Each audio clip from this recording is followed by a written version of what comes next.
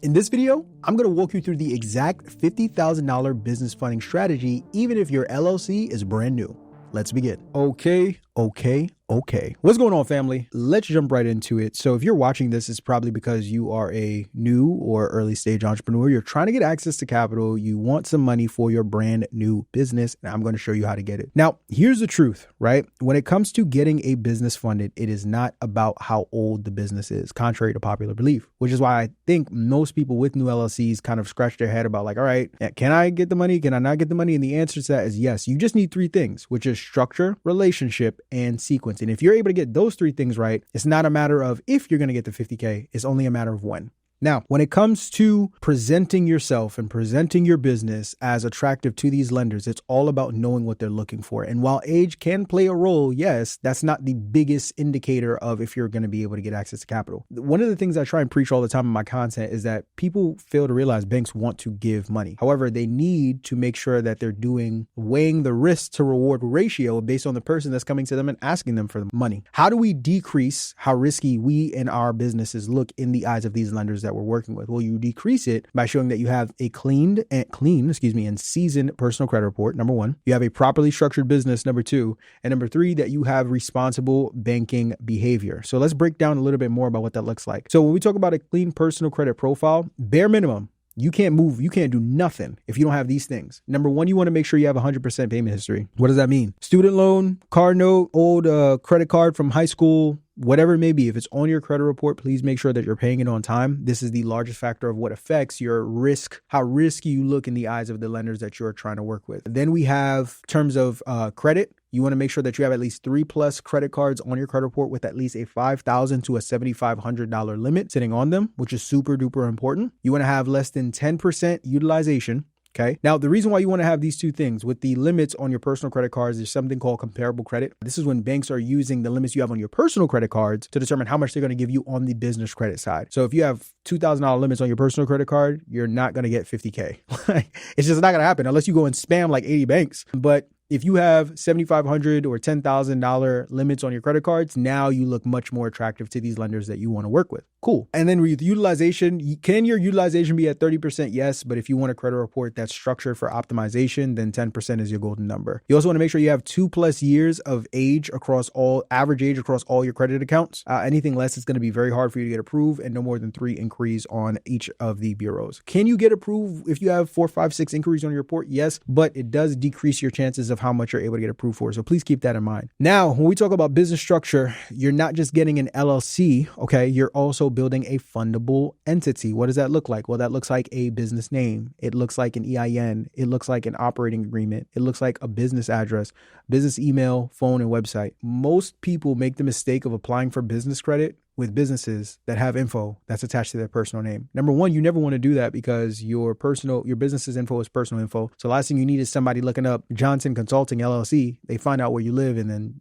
it becomes what it becomes. But more importantly than that, like these are the things that the banks are looking at to determine like, all right, how legitimate is this business actually? Or is this kind of just a side hustler that's trying to hustle us for some money for him to go ahead and grow his whatever he got going on? Very important that you understand that. Next, you want to make sure that your relationship with that bank is A1 from day one. And it's very simple. The formula for that is you open a business. I typically tell people if you don't have the money for the savings, cool. But if you do, open the business checkings and savings. If you only have money for one, get the business checkings, deposit $100 in there, or depending, because there are some banks that charge you fees if you don't meet their limit. If you have the money to put their limit in there, cool. But at least $100, open it up and make consistent deposits in there for about 4 to 6+ months. Okay. Very, very important because every bank has something on the back end called a bank rating score, where essentially they're taking this information and determining how likely they are not only to just approve you, but also how much that they're going to give you. Now, once you get all those things together, the next step after that is going to be, of course, your funding sequence. Now, this is essentially the strategy that this video talks about. So for those who don't know, a funding sequence is a strategic list of banks that you create that's going to increase your chances of not just getting approved, but getting approved for a lot of money. What does that look like? Well, what that looks like is finding banks that pull from Experian, pull from TransUnion, pull from Equifax, and structuring them in a way that is going to maximize your chances of getting approved. I'll give you an example. So let's say, for example, the first bank that you go to is Chase. Chase typically pulls from Experian, sometimes TransUnion, but usually Experian. I typically recommend most people to start off their funding sequence using Chase. The caveat there is you can only go to Chase if you haven't opened more than 5 new accounts in the last 24 months on the personal or on the business side. If you have, then you're not going to get approved because Chase has something called the 524 rule where they don't work with people who have. But if you haven't, you're good. I think Chase is always going to be your number one bank that you want to go to because of this rule, because the last thing you want to do is go for one bank A, you get locked into the 524, then you go to Chase and you're like, oh, never mind. Right? So we want to make sure that we stay away from that. And with Chase, you can get access to anywhere on a low end, 15 to 20,000 if you do everything that I mentioned from before. So Chase is always going to be my baby and my go-to. Although some of y'all are burning it out, which is a separate video for a separate day, but Chase is going to be my go-to. Next, we have Ameris Bank. Now, Ameris Bank pulls TransUnion. They're known for lenient approvals and relationship flexibility. So this is a bank that's located not in too many different states, but they're pretty favorable when it comes to not only just approving people. The limits that they give aren't that strong. I'm not going to be honest with you guys. On average, your probably best case scenario is getting anywhere between like 8 to 10K as a starting approval from Ameris Bank, but still a good bank to have in your back pocket on the TransUnion side, because typically most TransUnion based banks pull are from Ameris. Yeah, I was right. So Ameris is backed by a company called Elon Financial, and most Elon Financial banks usually pull TransUnion. So what you're getting from Ameris is not going to be too far off from most of the Elon Financial backed banks. So little gem for you guys there. After you go to Ameris, the next bank that you want to go to is KeyBank. Okay, so KeyBank does pull from Equifax. They are a regional bank, so they're not available everywhere, but they will offer you anywhere between $20,000 to $50,000 in no documentation-based business funding. They pull from Equifax. Okay.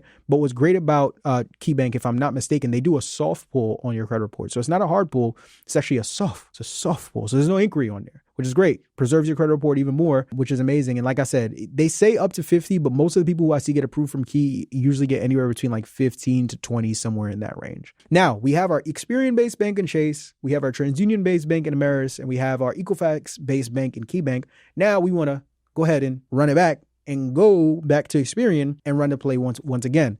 So the next bank that we're going to go to is American Express. The reason why we're going to go to American Express is because they also pull Experian, but unlike Chase, which is our other Experian-based bank, they do not care. They care, but they don't weigh inquiries as heavily as other lenders do. But they allow for us to, but what's also great about them is they allow for us to double dip. So American Express will allow for you to get more than just one credit card. They'll allow you to get up to, it's actually more than 2 credit cards, but 2 cards with 1 inquiry. We'll just say that for the sake of this video. And all you need to do is make sure that, of course, your personal credit report is strong along with everything else, and the likelihood of you getting higher limits will be greater. Most of the American Express credit cards that I have and most of the people I know have is anywhere between a 10 to 20,000 range. So you should be good to go ahead and get approved there. Then from there, you have Truist Bank. Truist Bank is another baby of mine.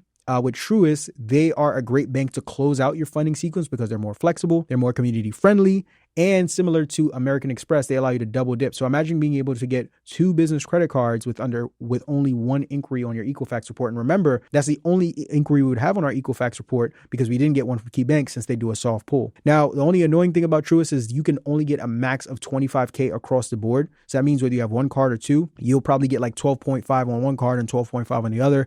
It could be 10K on one card and another like 15K on the other, which sucks, but it's still multiple business credit products that you could use to help build your business credit and maximize the amount of resources you're getting in your funding sequence. And once again, why this strategy works is simple. Because number one, each bank pulls from a different bureau, so you don't have to worry about inquiries overlapping with each other. And the few lenders that do overlap, i.e. American Express with Chase, and that they both pull Experian, American Express doesn't care as much about the inquiries, and Chase's, we've already gotten our funding from Chase before we went to American Express, so it doesn't collapse. TransUnion, we're only going to one lender.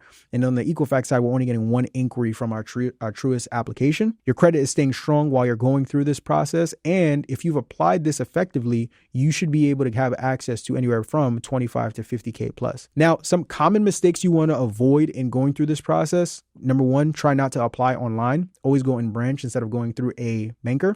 Make sure that your deposits into these accounts that you're making with these lenders is consistent. Make sure that you are very mindful of your personal credit, limits on what you have. Because remember, the limits you have on your personal credit card are essentially going to set the standard for what you get on the business credit side. So for most people, even if you check off all these boxes, see if you can get the limits on your personal credit cards increased first, and then spin the block back and try and get access to business credit, or get these business credit cards from these lenders that you're working with. And also, the most important thing that you want to make sure you don't make the mistake of is skipping the funding sequence order. So Chase always, from now until something changes, or at least at the time of recording of this video, should always come first because of the amount of funding we can get, and also because of the 524 rule. So in short, if you fix your personal credit, if you structure your business properly, if you build relationships with banks, and you follow the 5-bank funding sequence, and you protect your credit, you'll allow you to multiply approvals and get access to the $50,000 in business credit in no time. But as always, family, thank you guys so much for watching this video. If you appreciated the value and want even more, make sure you go ahead and hit the subscribe button down below.